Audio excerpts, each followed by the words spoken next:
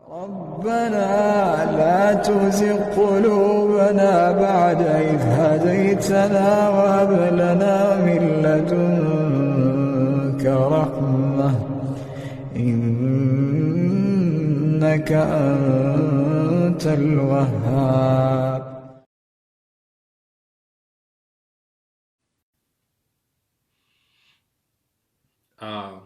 Assalamualaikum. Man Ousmane Ba Goto ma del suat pour ñu yàggale waxtaan bi.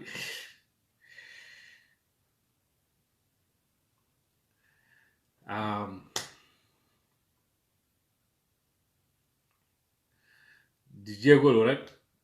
sànq je me suis emporté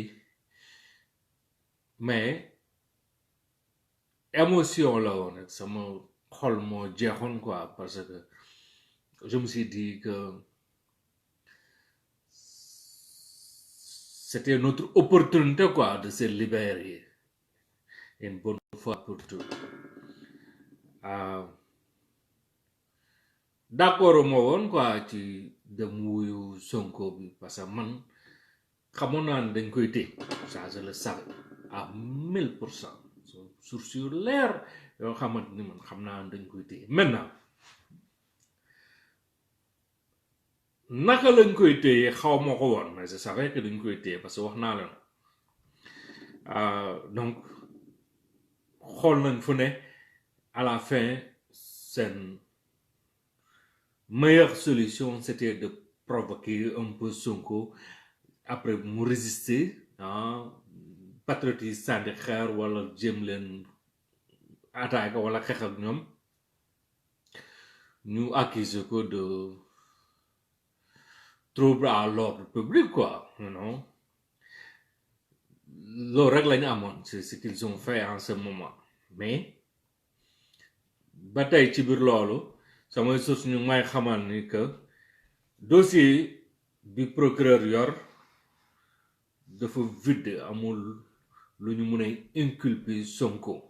Maintenant am na ay situ seytaane na fekk ko yu leen wax ni woy que devant le juge Sonko tagal nañ ko ay sonore c'est-à-dire ay enregistrement vocaux wala ay vidéo ay yema lépp ay fen neen la du dëgg amul bu leen gëm yooyu sit quoi. Xam nga dama bëgg ngeen xam benn affaire après dinaa def benn live fan yi ma wala exactement comment ça fonctionne. Tous les sites du Sénégal, tous les sites du monde, ça je veux dire. Peut-être bon, si tu mag yi mel ni ay CNN affaire yooyu ñoom c'est des entreprises yoo xam ne ils sont riches, ils ont des milliards, ils sont là depuis des décennies. Mais un site comme Seneweb nga xam ne seen revenu yëpp à part leen di état bi di jox seen revenu yëpp ci seen publication yi lay jógee ak AdSense you know ak yeneen plateforme de publicité yi quoi ay Taboola ak yooyu quoi. Le fait que ngeen di dem ci site bi rek clic rek visite bu nekk ñoom dañ ci am xaalis clic boo clic ci article ñoom dañ ci am xaalis publicité boo clic ñoom dañ ci am xaalis léegi pour nga xeex leen da nga leen di boycotter mais vraiment boycott quoi c'est-à-dire doo dem ci site bi doo fa clic doo fa def dara seen xaalis day wàññeeku quoi boo désabonné seen page seen xaalis day wàññeeku quoi comprendre noonu la nga leen war a xeexee parce que ay doomi kañoo ñoo moom site yooyu ils sont pas là pour le peuple ils sont là pour leur propre intérêt comprendre muy Dakaractu muy Seneweb muy yeneen ak ñoom ñëpp ay mbaam xoox lañ Sénégal daal à part Pape Alé ak Wadio Diop nekk Walf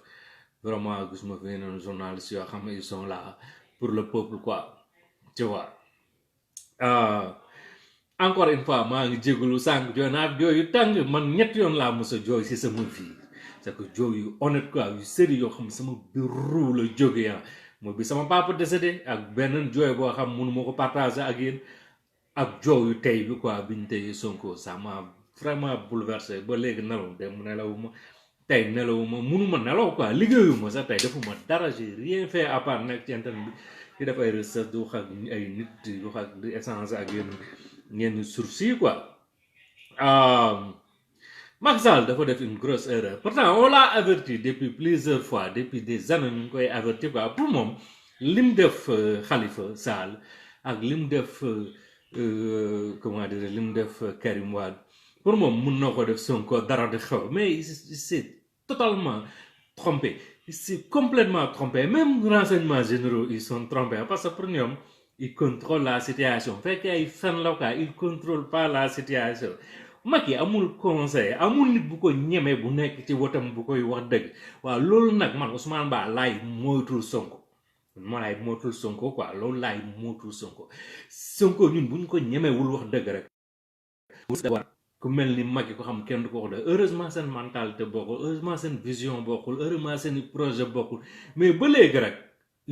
Sonko a besoin des gens comme nous yoo xam on n'a pas peur de lui on nous dit la vérité en face ok c'est vrai qu'avec respect considération et tout ça parce que Alxuraanu Karim Sonko su ma ko naree trahir yàlla na ma yàlla def mala li may wax dafa dëggu je le répète depuis plus de 3 ans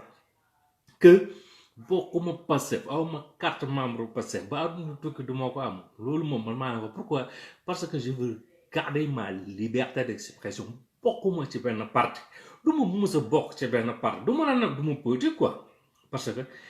politique ñun ñëpp la war a concerner quoi parce que si on reste les bras croisés dañuy continuer di dund ci ndóol bi xam nga il est temps ñu développer il est temps vraiment ñu am le minimum vital parce que on le mérite quoi mais jeunes yoo xamante ni su xoolal tey dëkk baa ngi tàng jeex bëri ay problème nga dem ci benn groupe bu tudd Let's Go Visit Sénégal xaw ma ñuy wax ay waxu yàpp ay waxu dem seeraas waxu mel ni ay dëmm quoi des jeunes de rien du tout vivre ça à la case ils vivent là-bas au Sénégal mais ça montre que ça les intéresse pas ce qui se passe quoi loolu c'est de l'égoïsme quoi égoïsme la quoi nit sa dëkk am na loo xam bu la ko jarul xotti sa national xotti sa passeport quoi wala nga tuxu dem ci beneen pays te ñun rek ñoo mën a développer suñu dëkk comprendre nga may leen ma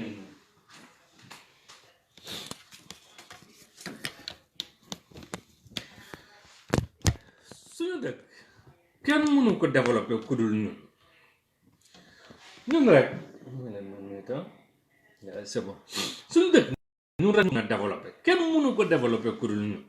ok tey boo demee ci ay dëkku tubaab yu bëri yoo xam ñun ñoo leen ëpp ressource ñoom ñoo ñu gën a développer xam nga France je le dis France wax naa ko ba sonn ñoom ñoo am réserve d'or bi gën a mag ci kawam suuf ñoom ñoo ko yor ci dëkk boo xam ne amul or pourquoi naka lañ mën a amee boobu or bu toll noonu te seen sous-sol amul or parce que Afrique lañ ko sàccee ok ci franc CFA bi lañ ñu téye fii France 21 pays lay colonisé en Afrique 21 pays yooyu yëpp en réalité pour ñoom ñoo ko moom quoi mais moomuñ ko ñun ñoo moom suñu bopp gis nga même la France pour mu libérer wu da révolution dafa am révolte bu nganda moo fa ma sa am pour ñu mën a la parce que ay tyran yu mel ni Macky Sall ñu doon diriger France c'était la classe bourgeoise boo xamante ni classe bourgeoise bi nga xamante ni ñoom doon diriger France l'histoire on le connaît tous ñun ñëpp xam nañ ko la même chose aux États-Unis la même chose fii ci Canada ak feneen pays yu bëri pays européens yu bëri c'était des cannibales des dëmm seen ay dëmm ñoo leen doon diriger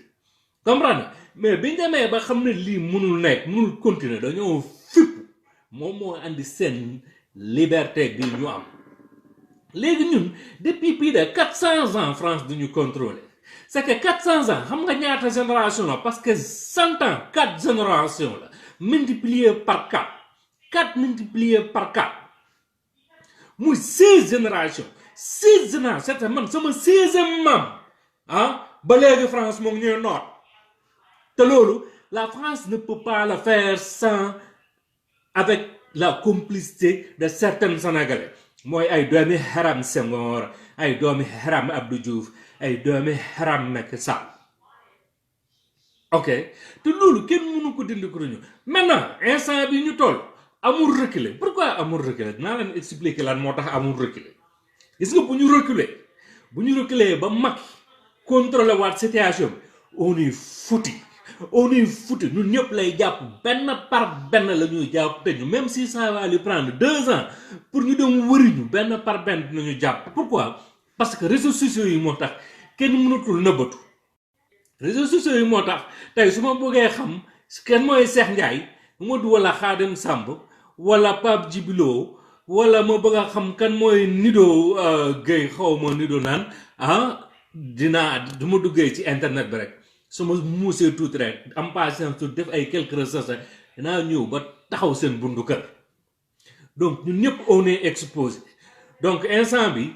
amuñu lu ñuy perte quoi c'est que mënatuñu reculer bu ñu reculer rek on est foutu occasion bi ba àdduna du tukki dootuñu ko am comprendre donc on doit foncer dañoo war a continuer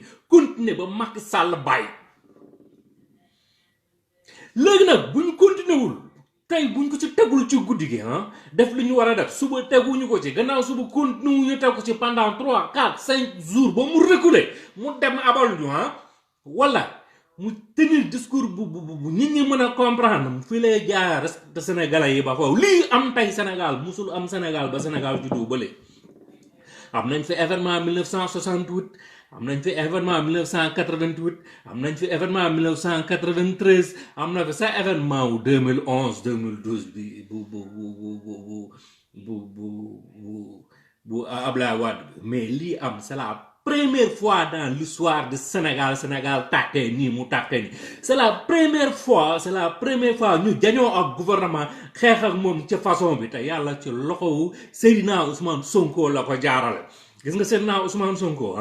yàlla da ko waroon a junni depuis 1960 kon tey du ñu ñee Canada wala France wala beneen pays mes chers compatriotes luy jot na vraiment moment bi képp ku ko fekkee dangaa war a sant yàlla parce que di nga bokk ci ñi ñuy wax ni ñoo libérer Sénégal ñi xeex pour Sénégal xam nga xeex bi ñu bëri de naan lu yaa ngi nekk Canada di provoquer ñii wala la moo tax ñëw sur le terrain ñëpp mënuñoo nekk sur le terrain am na information yu bëri yoo xamante ni dañ ma koy jox ma war ko partager ak yéen parce que ñu nekk foofu buñ ko partager gars yi jëlee leen tëj leen donc il faut am ñu nekk partout dans le monde ñoo xamante ni stratégiquement dañuy bokk ci xeex bi organiser xeex bi d'une façon boo xamante ni dafay jaar yoon comprendre ngeen lu jot na lu jot vraiment jot na luy jot na dafa sax weesu il est temps ñu respecte il est temps tey boo ñëwee ci hôpital nga feebar sa carte ngay joxe rek ci 5 minutes ñu recevoir la xool la médecin bi lay consulter wala infirmier bi lay consulter respecté la wax ak yow calmement ñu test yi nga war a def yëpp machine yi am foofu noonu ci hôpital bi nga dem il est temps ñu diagnostiquer sa feebar ne la feebar bi nga am ne la lii moo koy faj il est temps ci biir hôpital boobu nga dem ci pharmacie bi ñu jox la médicament gratuit temps boobu dafa jot il est temps nga jàng CI ba terminal gratuitement ci condition yu bien dafa jot il est temps nga xiif am loo lekk dafa jot il est temps nga génn sa buntu kër n'importe quelle heure 2 heures 3 heures 4 heures 5 heures du matin dem fu la neex ñëwaat te doo inquiété wu ku la agressé il est temps parce que Macky Sall ci couvre-feu bi lim ci génnee ci gendarme ak policier lim ci génnee ci matériel bu fekkee mu ngi ko doon génnee chaque jour tey doo dégg ay agression ñaata xale lañ fi kidnappé ñaata xale ñëw fi réer bu yàggul ñaata xale lañ fi violé ñaata xale lañ fi def lu ne est-ce que mos ngaa dégg gendarmerie ne jàpp nañ kii wala gis nañ kii wala enquête nañ ci lii jamais du ça am enquête comprendre ay sénégalais ñooy volontaire di créer ay page yu mel ni ay trouvé et perdu di volontaire di partager affaire yi nit ñi di feeñ ay nit yoo xam ne réer nañ depuis 40 ans la ma leen di gis ñuy feeñ ci page boobu te pourtant tey loolu liggéeyu police la woon wala gendarmerie ak yeneen il est temps nga daw ci tali yi sa oto am papier yu leer te benn policier wala gendarme du am fitu arrêté la di la laaj ay 1000 francs il est temps nit ñi xam seen droit ak seeni devoir aussi ok parce que nit fooy def sa devoir dans les normes dañ laa war a jox say droit il est temps dëkk bi nga dëkk dëkk bi nga dëkk ñun ñëpp dëkk bi ñu dëkk muy Sénégal il est temps ñu sentir ni fa lañ bokk il est temps ñu jox ñu cër il est temps ñu bañ a ragal wax liñ bëgg a wax mais lépp ci respect ak ci considération tey ñun bu ñu leen saaga c'est parce que ñoom ñoo ñu saaga woon ñu fay comprendre nga ñoom bu ñu amee tey ñoom ñëpp kenn du nelaw da première source police am man dama connecté wu si seen rajo direct lépp lu ñu wax dama koy dégg lu si gën a bëri bokk ok tey ñoom ñëpp député yi ak personnalité yu bëri ñu ngi demandé sécurité ñu ngi demandé pour ñu envoyé leen ay policiers si seen buntu kër yi parce que yaakaaru ne Sénégalais dañu révolté ne xam nga Macky Sall même entourage am dañ koo fen parce que xaalis bu bëri lay joxe pour ñu joxe fii pour ñu financer ay projets il a créé pas mal d'agences mais ñi gérer agence yëpp dañ koo fen dañoo sàcc xaalis bi ñu su bëri si ñoom pourquoi parce que moom patron bi leen dénk yooyu agence yoo xam ne dañu war a financer sénégalais yi projet wu sénégalais financer ay yenn projet développer dëkk bi ñoom ci boppam xam nañ seen patron day sàcc donc dañuy sàcc comprendre il est temps ñu defaraat suñu constitution il est temps ñu wàññi pouvoir ak doole bi président de la république am parce que Sénégal constitution bi loi yi dafa jox trop doole président muy buum bi mooy def lépp il est temps Sénégalais bu nekk dugal ci boppam lay xaw Sénégal suba ba ngoon danga cee am part de responsabilité muy lu baax muy lu bon il est temps suñu doom yi màgg ci sécurité il est temps suñu doom yi bañ a am benn crainte de leur avenir Sénégal n'est plus un pays peur avant les découvertes de nos ressources naturelles peut-être amuñu ay preuves ni am nañ lii am nañ la mais léegi leer na nañ ci bopp ñëpp mooy am nañ pétrole am nañ gaz am nañ zircon est-ce que amuñu diamant peut-être am na xamuñu quoi mais peut-être am parce que tey ay 50 ans ci ginnaaw am na ñoo xam boo leen waxoon Sénégal am na pétrole dañ la naan da ngay fenn donc yàlla rek moo xam quoi donc yàlla jox nañu lépp pour ñu dund ci condition yu bien mais lan mooy ndeyu benn famille ñaari famille ñetti famille ñeenti famille accaparé loolu yëpp jël ko def ko seen poche ba pare di ñu toroxal teg xoolal Sénégal fan yi ñu génn un mois yi ku wax ñu jàpp dóor ku wax ñu jàpp tëj pour ñoom dañ noonu c'est moom c'est la meilleure façon de buqatal nit ñi quoi de faire peur les gens mais mënul nekk sa waay mënul continuer les gens n'ont plus peur xam nga avant l'événement des réseaux sociaux ñu su bëri xamuñu lan moo doon xew ca monde bi mais léegi télé ci poste sa kër ngay toog fële ca Sagara Gata ok wala ca Gulum di gis lay xew en live aux États-Unis Japon partout nit ñi léegi dañuy tukki di dem fu ne ci monde bi ok gis ay affaires yu nice te dañuy bëgg loolu am Sénégal ok man léeg-léeg damay dem ci benn hôpital fii pour ñu consulter ma wala ma romb fi benn pont bu nice sama xel day dem ci sàcc pont bi yóbbu ko Sénégal tellement que dafa joli tellement que c'est très bien fait tellement que damay naan Sénégal da ko soxla quoi lu ma gis lu baax damay bëgg Sénégal après benn instant dama naan mais man xanaa dama dof hôpital bii nii dama ko mën a sàcc yóbbu ko Sénégal mënul nekk ok idée bi mun naa ko sàcc yóbbu ko Sénégal mais infrastructure bi mënu ma ko sàcc yóbbu Sénégal mais xër moo ma jàpp rek bëgg ma bëgg Sénégal rek ak li ma bëgg tamit nit ñi vivre bu souple quoi parce que ñii ay nit kese la ñoom si ils l'ont réussi nous aussi on peut le réussir xam nga Macky Sall même bu doon sàcc sax mais aussi di développer dëkk bi aussi di jàppale peuple bi ça grawul quoi parce que sàcc fu ne la am même dans les pays développés corruption du fa jeex fa la ëppee fii Canada on a eu la commission Charbonnier nga xam ne ay punkal la fi daanal ay magistrats ay chefs d'entreprise ay mafia ay anciens ministres ay lu ne la fi daanal comprendre mais au moins ñoom lu ñu gis dañuy enquête topp ko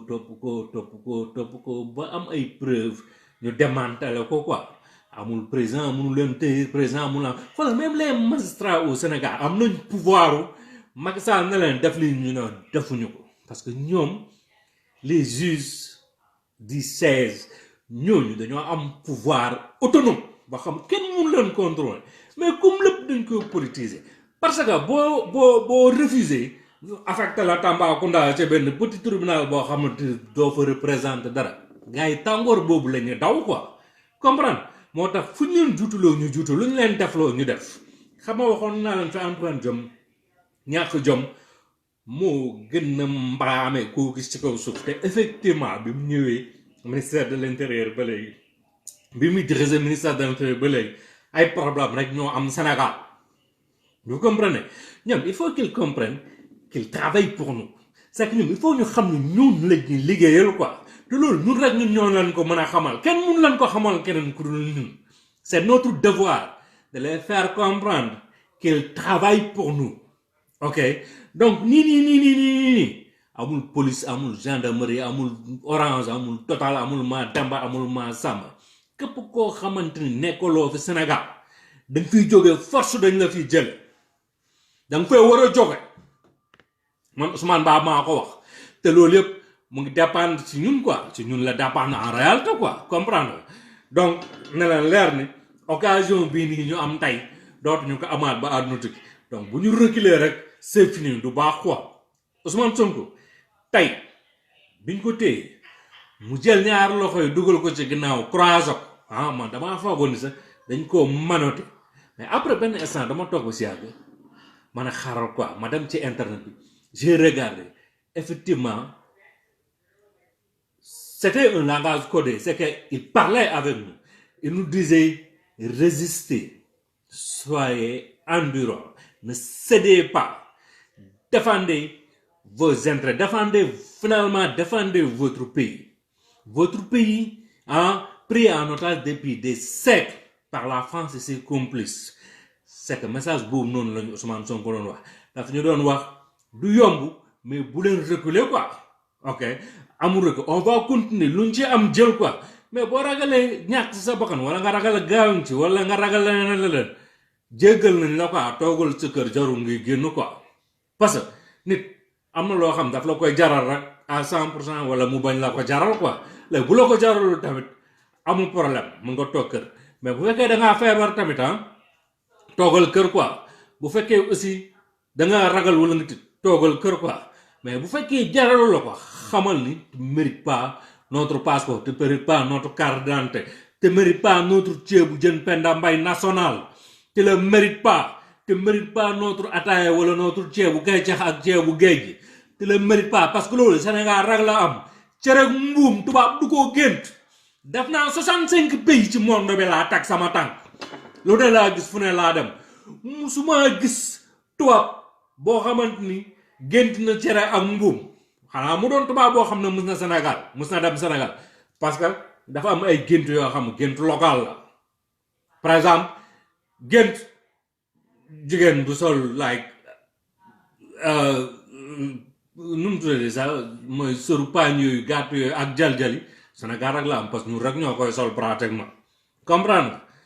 voilà misaal la rek bu ma lay wax bu ma doon jéem a partager ak yéen quoi mais en ce moment je pense que jot na quoi jot na te sama conseil pour quelques membres exécutifs Pastef man maa leen ko ñaan ngir yàlla éviter les plateaux parce que amatul temps plateau ñu négocier nañ li ñu waroon négocier expliquer nañ li ñu waroon expliquer waa Pastef yëpp ñëpp ñu jege Sonko ñi def neen li ngeen waroon def ngaa ca ngalaama ñu waroon dem ci plateau yi dem nañ fa ñii def wax nañ waxin bu normal bu rafet bu compréhensible boo xam ñëpp comprendre ñii wax nañ ay waxi dof mais tamit ñëpp mënuñu parfait tamit quoi comprendre amul problème baal nañ leen ko ñii manqué nañ ay yenn plateau whatever mais noonu rek la mënoon demee ok mais en ce moment amatul lu ngeen fay wax lu ngeen fa waxul woon amatul lu ngeen fa mën a def lu ngeen fa deful woon amul woon lu ngeen fa mën a wone lu ngeen fa mën a wone yéen ñi nga xam ne jàppawuñu leen yéen a ngi libre organiser le combat organiser leen combat bi joxaleen consigne wax leen lan ngeen bëgg sénégalais yi def nous on va transmettre le message sénégalais yi jot ci parce que quoi qu'on dise aussi même bu dee 5 personnes ñoo ñuy seetaan sax 5 personnes ñu ñuy seetaan quoi ñu ñuy déglu tamit quoi topp ñu depuis le début peut-être ñi may doog a seetaan ñi ñoo comprendre fan laa jógee ak fan laa yegg si tey mais ñi nga xam ñu may seetaan depuis le début ñoom xam nañ exactement ce que je représente ak lu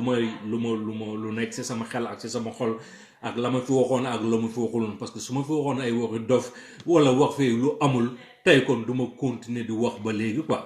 comprendre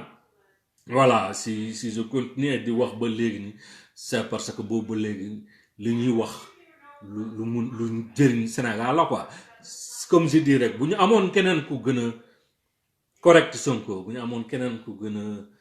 a crédible Sonko kon ñu bàyyi fi Sonko dem ci kooku quoi mais yàlla dafa def ñi fi nekk ñëpp Sonko moo ñu doy quoi comprendre moo tax ñu koy protéger moo tax ñu koy conseiller moo tax ñuy wax man suba Sonko mun na def benn affaire boo xam ne d'accorduma ci su ma ko mënul jot directement wax ak moom damay xëcc sama téléphone def laay wax ko li ma ko war a wax quoi parce que je sais que ci live bi daf ciy jot soit mu jot ci directement soit mu jot ci indirectement quoi loolu la quoi après waa Pastef mere may tout ça mais dara après ay quelque temps ñu continuer waat àndaat quoi làmmiñ ak bëñ ñoo dëkk chaque jour ñu matante bëñ matt làmmiñ ba làmmiñ naaj mais bëñ mënul dem bàyyi làmmiñ ci gémmiñ bi làmmiñ mënul dem bàyyi bëñ ci gémmiñ et puis c'est normal quoi c'est comme ça mais man ku ma xam-xam ni du ma naafeq quoi je ne suis pas un naafeq et bu fekkee am ngeen xel tuuti di xalaat rek war ngeen xam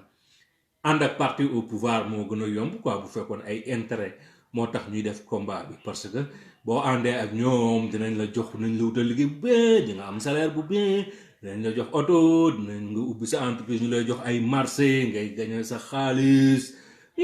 ànd ak ñoom di voyage fu ne di def di am ay possibilités yu bëri quoi sa lépp yomb la mais ñun loolu réel suñu bët parce que loolu dañoo juddu fekk ko fi dañoo juddu am ko maagaala ko dem ci àll bi yàlla ubbil ñu woon ñu am lu ñu may tuuti aussi quoi boo xam bëriwul sax mais tuuti quoi entre temps nag ci semé bi am na ci ay par semaine quoi ci semé bi am na ci ay jàllankoor ñu vivre après nga jàll ko après nekkaat ci leneen après aduna la moi je le dis toujours fii du paradis quoi du àjjana aduna la quoi donc aduna lépp coono la quoi donc lu ñuy dund rek dañuy xam ni ça faisait partie de notre destin dañ koy vivre mais on va le vivre dignement et honnêtement quoi kenn duñu ci yëpp amul papa amul yaay nag yaay duñu yëpp papa duñu yëpp grand frère duñu yëpp petit frère duñu yëpp kenn duñu yëpp lu ñu am te mënuñu koo sédd ak famille bi wala mënuñu koo yóbbu Sénégal soxlawuñ man bokk soxlawuma ko donc dañu bàyyi suñu différence fële ñun ñëpp ñu booloo nekk benn ñu défendre suñu pays quoi dégg naa sànq Alioune Sané bu Y'en a marre def benn conférence de presse ak les autres ñu wax ni que nañ bàyyi ba vendredi pour mener combat bi mais loolu mooy ban wax ñu bàyyi ba vendredi pour def benn marche bu pacifique kañ nga gouvernement du Sénégal bàyyi ñu marcher pacifiquement musul ab donc j'ai aucun problème avec Alioune Sané j'ai aucun problème avec Y'en a marre bëgguma sax am ak ñoom problème parce que am ak ñoom problème bu ngand lay doon parce que man duma téyewuma sama làmmiñ man kenn mënu maa tar wax dama wax parce que su ma waxee